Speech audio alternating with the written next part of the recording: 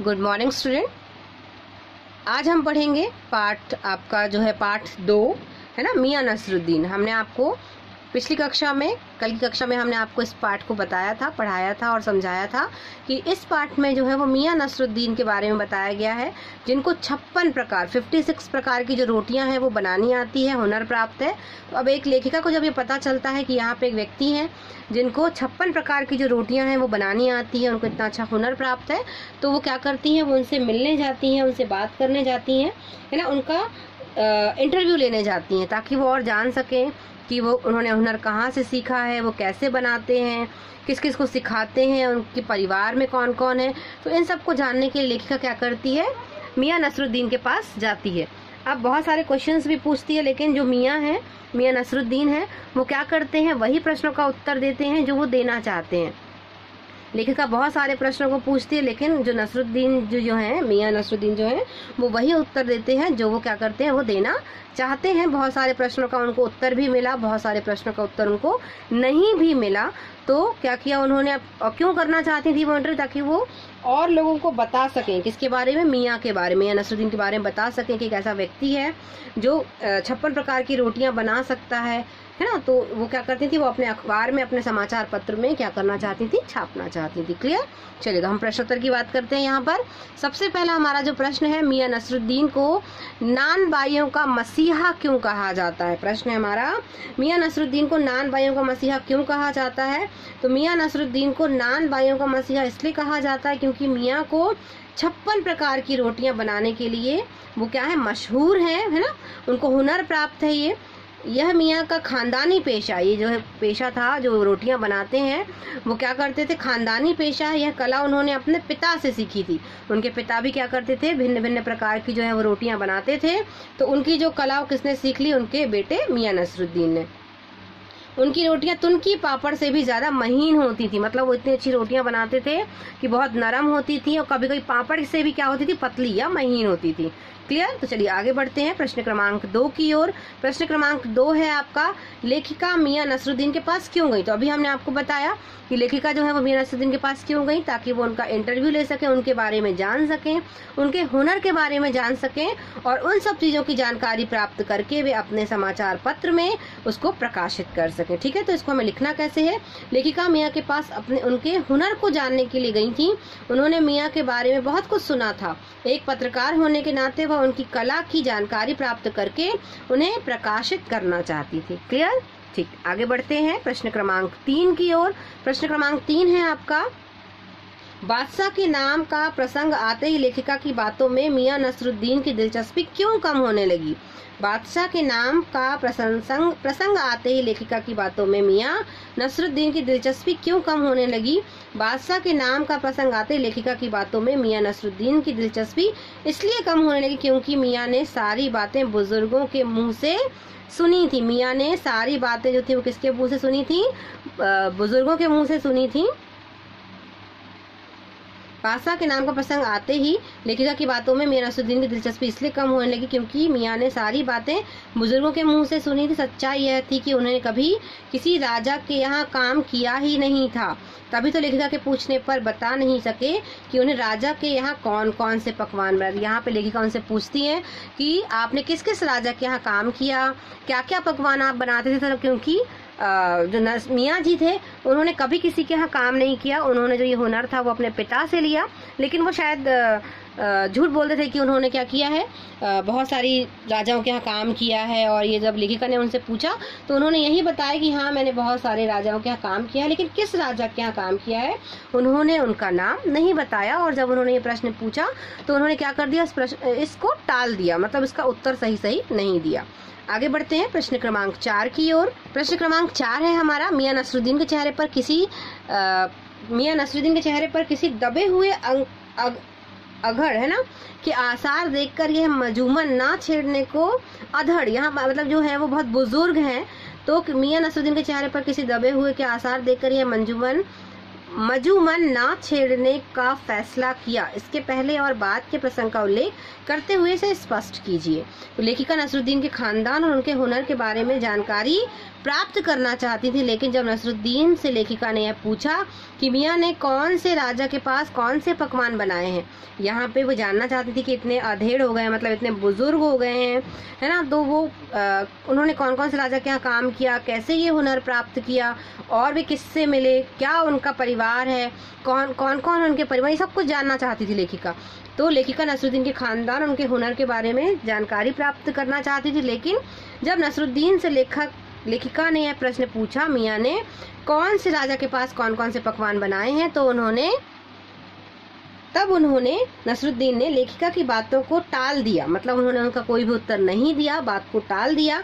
उनकी आवाज में रुखाई सी आ गई। उन्होंने अपने कारीगर से कहा, बब्बन मियाँ भट्टी जला सुलगाओ, काम निपटाना। मतलब उन्होंने प्रश्न को सुना लेकिन उसका कोई भी उत्तर नहीं दिया, और अपने जो कारीगर थे उनको क्या कहा, बब्बन मियाँ, मतलब वो बात को टाल गए और काम में लग गए अपने, और अपने कारीगरों को कहने लगे कि बब्बन मियाँ भट्टी सुलगाओ, बहुत से काम निपटाने। लेखिका नसरुद्दीन से बहुत कुछ पूछना चाहती थी, लेकिन जब उन्हें लगा कि मियाँ अब किसी भी प्रश्न का उत्तर देने के मन में नहीं है, तो अगर ज्यादा पूछती है लेखिका तो क्या कर देंगे, ऐसा ना हो कि वो ये बोल दे कि अब आप यहाँ से जाइए। तो और अगर ज्यादा बोलने पर वह लेखिका को जाने के लिए ना बोल दे, इसलिए उन्होंने इस मजूमन को ना छेड़ना ही उचित समझा, इस बात को ना छेड़ना ही उचित समझा। क्लियर। चलिए आगे बढ़ते हैं प्रश्न क्रमांक 5 की ओर। प्रश्न क्रमांक 5 है आपका, पाठ में मियां नसरुद्दीन का शब्द चित्र लेखिका ने कैसे खींचा, मतलब उनका क्या लुक है, कैसे वो दिख रहे हैं, क्या कैसे दिख रहे थे वो उस समय, तो क्या यहाँ पे फोटो तो उनका दिया नहीं है, तो यहाँ पे कैसे उन्होंने बताया। तो यहाँ देखिए, मौसम की मार से पका चेहरा, मतलब बहुत बुजुर्ग व्यक्ति हैं, आंखों में काइयां, आंखों के नीचे काले काले जो है वो घेरे हैं, भोलापन, चेहरे में एक भोलापन है, और परेशानी पर मंजे हुए कारीगर है, मतलब परेशानियों को झेलते हुए मजे हुए कारीगर के तेवर बहुत थे, उनमें बात करने का अलग तरीका था, है ना। तो यहाँ पे क्या उनका क्या डिटेल्स यहाँ पे बताई गई, शब्द चित्र क्या बताया लेखिका ने, तो मौसमों की मार से पका चेहरा, आंखों में काइयां, भोलापन, परेशानी पर मंजे हुए कारीगर के तेवर। क्लियर। चलिए आगे बढ़ते हैं प्रश्न क्रमांक 6 की ओर। प्रश्न क्रमांक 6 है आपका, मियां नसरुद्दीन की कौन सी बातें आपको अच्छी लगी। मियां नसरुद्दीन की जो बातें अच्छी लगी वह निम्नलिखित हैं। पहला, मियां अपने पेशे के प्रति समर्पित थे, वह नान बनाने के लिए मशहूर थे। नान मतलब रोटी होता है भिन्न भिन्न प्रकार की।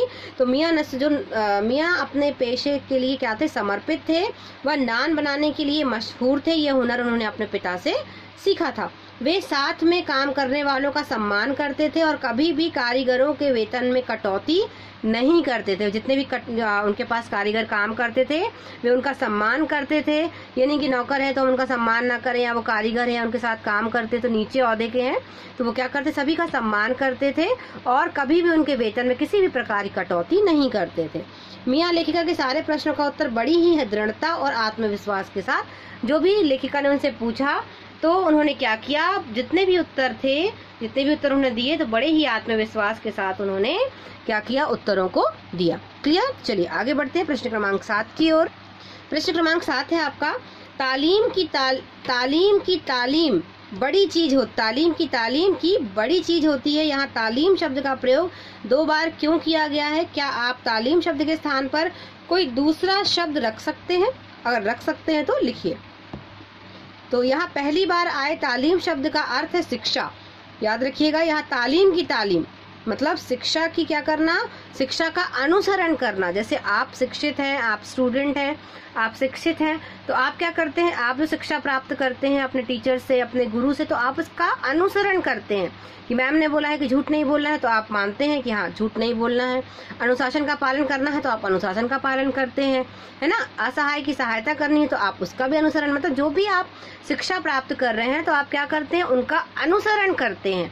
तो वही यहाँ पे बताया गया है कि तालीम की तालीम जो है वो बड़ी चीज है।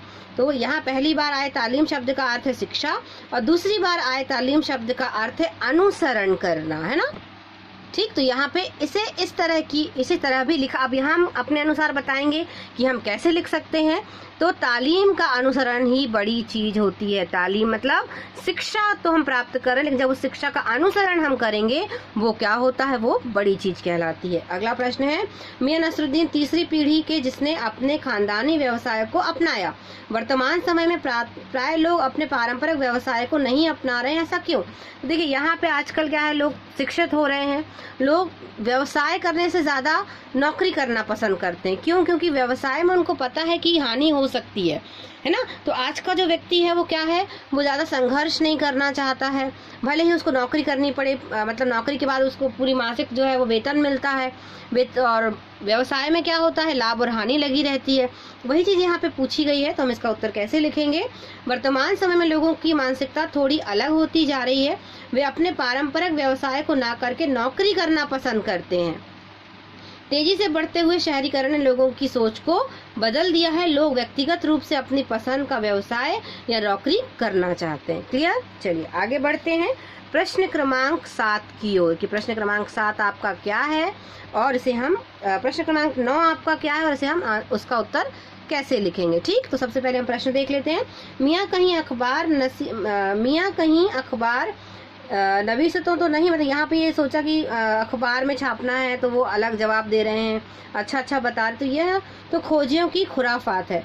अखबार की भूमिका को देखते हुए इस पर टिप्पणी कीजिए। तो यहाँ पर क्या करना, पत्रकारिता के बारे में मियां नसरुद्दीन के विचार दो प्रकार से समझे जा सकते हैं। पहला जो है वो सकारात्मक होगा और दूसरा जो है वो नकारात्मक होगा। यह समझा जा सकता है कि जिसमें अखबार की भूमिका अत्यंत महत्वपूर्ण है। इसमें आविष्कारों और सूचनाओं को जनता से अवगत कराया जाता है और इससे प्रगति का मार्ग प्रशस्त होता है। फिर से देखेंगे एक बार कि यह समझा जा सकता है कि जिसमें अखबार की भूमिका, अगर अखबार की हम बात करें तो अखबार क्या है, महत्वपूर्ण है ना। आविष्कार की, अच्छे लोगों की, उनके हुनर के बारे में हमें अखबार बताता है, अवगत कराता है। तो यह समझा जा सकता है जिसमें अखबार की भूमिका अत्यंत महत्वपूर्ण, इसमें आविष्कारों और सूचनाओं को जनता से अवगत कराया जाता है और इससे प्रगति का मार्ग प्रशस्त होता है ना।